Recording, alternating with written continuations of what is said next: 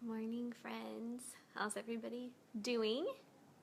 The real question is, how did you sleep last night? That's the real question. How did you sleep last night? I hope that you slept very well and got some rest. And our air conditioner is broken right now, so we just did what we talked about yesterday, opened up the windows and turned the fans on, and it was nice and cold in our room, and it was great. So, but then of course, you always have those interruptions, like bad dreams, little kids have bad dreams and feed the baby and all of those things going on. So it's not always perfect, but we're just doing the best that we can, right? So hey, there's James. I see James all the way from England. Good to see you, buddy. Nice to see your friends joining on too. I've seen them. It's been nice to get to know them. So anyway, good to see you guys this morning. Welcome to day 5 of our sleep reset. Hi, Sarah.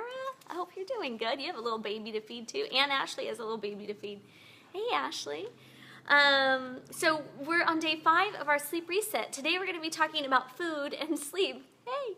We're going to be talking about food and sleep because your food really affects how you sleep. And Living, sweetie, want to say hi.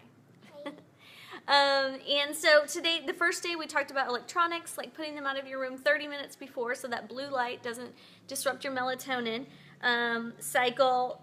On the next day, day 2, we talked about having a bedtime routine that would get you ready for bed. Day 3, we talked about what to do if you wake up in the middle of the night. Just relax, stay calm. You'll go back to sleep. I had to use this one last night because I woke up. Hey, Kate. Number 4 was yesterday, and we talked about the temperature of the room, how your temperature cycles as well. And I hope what you guys are seeing is that sleep is like a wonderfully complex, amazing process that we go through. It has all of these components to it. It's not just that you zonk out and nothing happens. It's like an incredible process. But what you eat before you go to bed can really affect how you sleep. So the question I have for you guys today is, what do you think is the #1 snack by far in the U.S. before bedtime? There's one thing that that majority of people eat before they go to bed, and I'm curious if you know what it is. So Sarah Tobin. So, hey Sarah, hey Damien. Are you at the gym? So leave me a message about what your guess about what do you think the best snack is. Well, not the best, the most eaten. James says pie. All right, keep them coming. We'll see.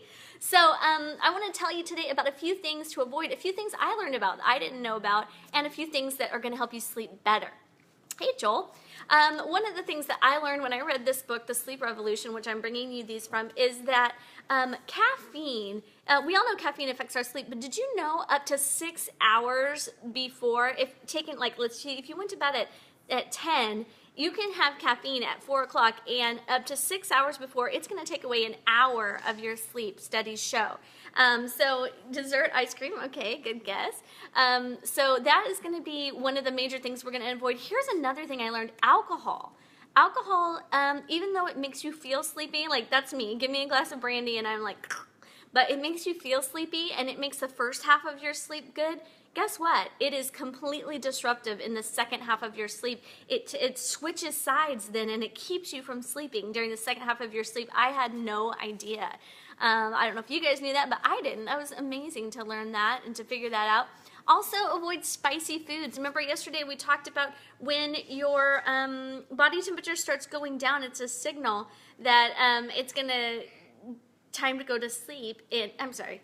Could you not be standing right? She's standing right next to the camera. She wants to say hi. Okay, all right. Go have fun. Go eat breakfast or something.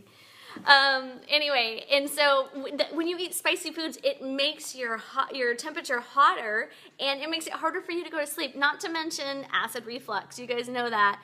So eating early is also another good tip for going to sleep well, so you won't have acid reflux. Oh, I see breakfast cereal. That's what Damien used to eat, like a big old bowl of breakfast cereal. Here's the things that you do want to do. You do want to drink or eat something that's calming, like a caffeine-free tea if you want.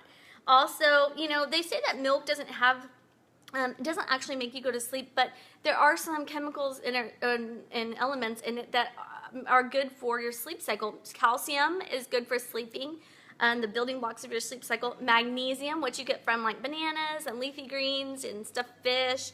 And then also B6 is really good for building those sleep blocks. But the best one that I've heard about is cherries. Cherries are packed with melatonin, so if you're having a hard time sleeping, I would encourage you to try a burst of cherry juice, tart cherry juice, before you go to bed. Don't get the sugary kind because it's going to be like the sugar is going to keep you wired.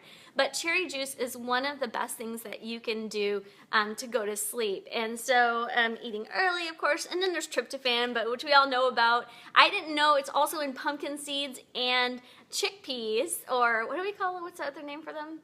Garbanzo beans. Yeah.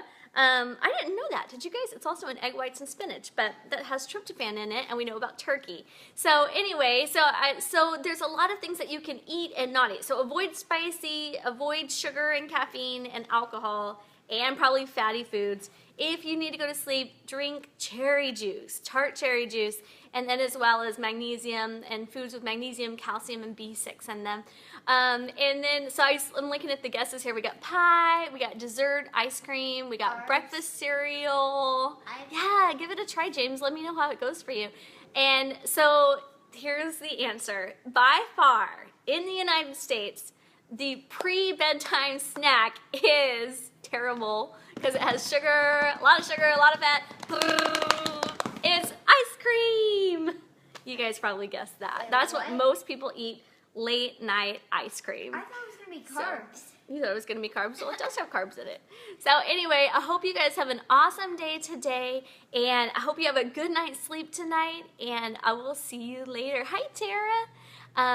May your minds be fierce and your hearts be brave and your spirit be strong today. I love you. Bye.